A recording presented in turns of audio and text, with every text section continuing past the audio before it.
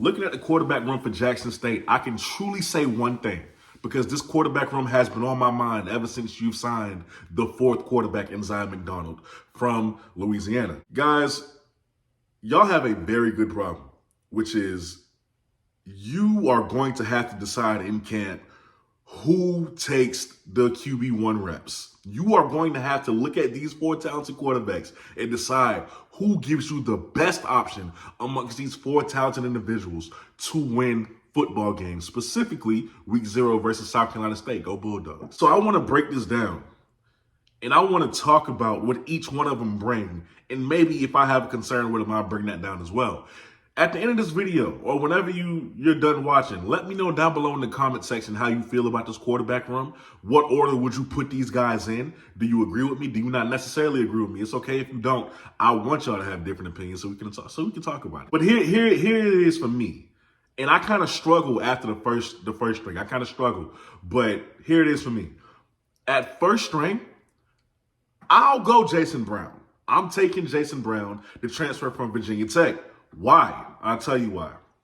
At 6'2", 230 pounds, his frame looks a lot better than what it is physically on paper, even though that's fine. 6'2", 230 pounds is good, okay? He doesn't have much eligibility left. He has 1 year. He's applying for another year because the team that he was on in 2020 did not play during the COVID season. So he's applying for another year of eligibility. Whether he got it yet, we don't know. But as of right now, he only has 1 year left.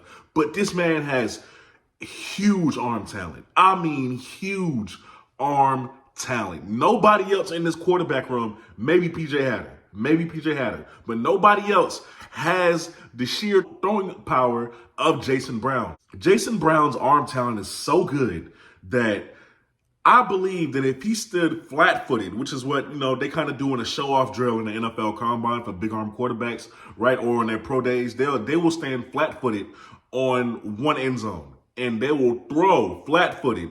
I genuinely believe if Jason Brown does that, he could hit 60 yards flat-footed. I seriously mean that. Jason Brown, he's able to maneuver the pocket well. I mean, this is a guy who at the FCS level was an All-American, throwing for over 3,000 yards.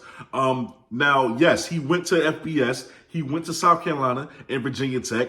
It didn't last well. I think he was third string at South Carolina. Then the first and second string got hurt. They called him up. He had a great showing versus Florida. I think he's going to always remember that. I wish I could show you those clips, but I don't want to get copyrighted. I'm really trying to avoid that. So the arm talent that he has, he's had a little bit of success at the FBS level. It just didn't work out. So people will use that against him and say, well, he didn't work out at the FBS level. Well, he's back at the FCS now. And we know what he did at the FCS level at St. Francis. We know what he did. He was an All-American. So I would take Jason Brown number 1. I really would. I would make him my QB1.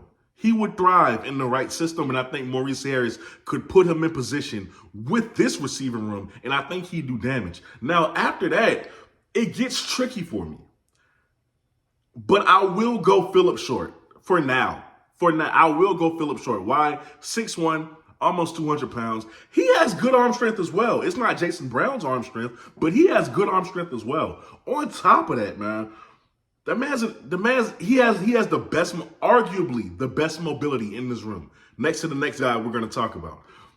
His mobility is decent. He's an escape artist. He just knows how to prolong plays, and if he has to take off, he's going to take off and get what he can get. He's very effective in that manner. Phillip Short is very effective in that manner. Now, he also had a very good career at the JUCO level, and now he's bringing himself up to the FCS. He prolongs plays.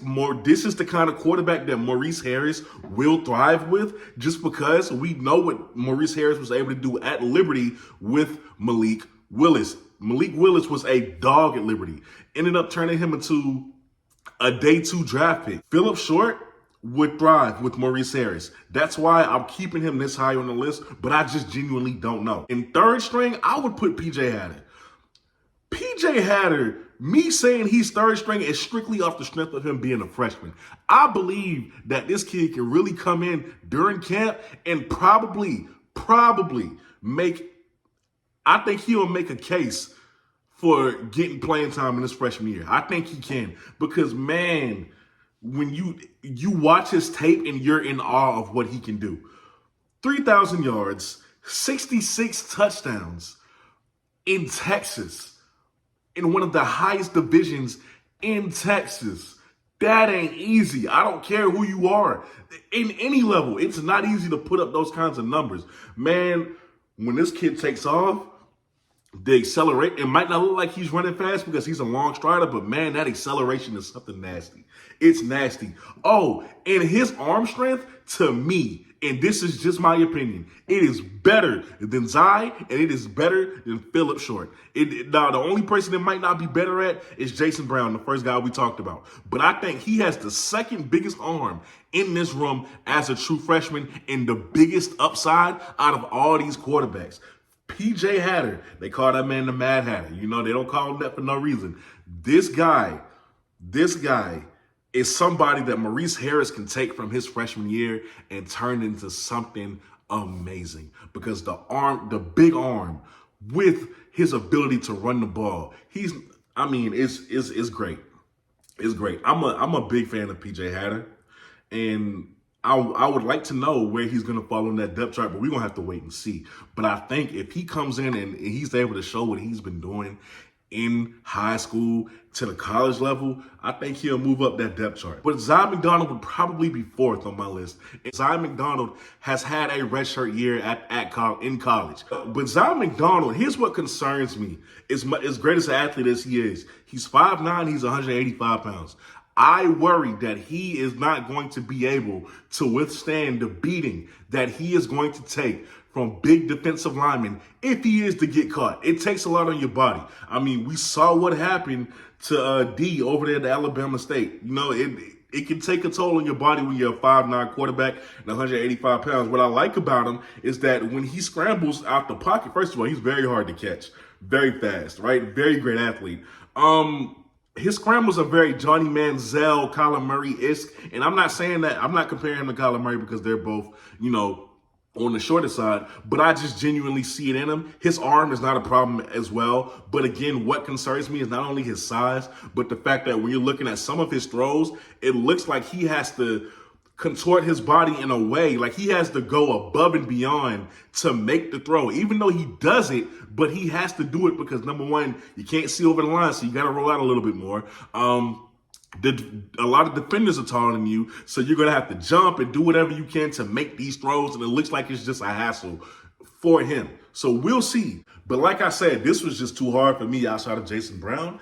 Well, I wouldn't say hard, but you know, my feelings got in the way. So you guys let me know what you think down below in the comment section. Who would be your starting quarterback? No answer is too crazy. If you like Zai McDonald to be your number one, let me know. If you like Phillip Short to be your number one, or PJ Hatter, or Jason, let me know down in the comments below. But with that being said, you are watching the BlitzCity Podcast. I'm your host, Kobe Orr. The national championship is tonight, so also let me know who you got down below in the comment section. All right, and don't forget to watch FBS Fridays, because we do talk about FCS football on this channel. Have been since the beginning for those of y'all who are new here. And now we're just getting back to it. So, hey, with that being said, I go by the name of Kobe. I'm out. Peace.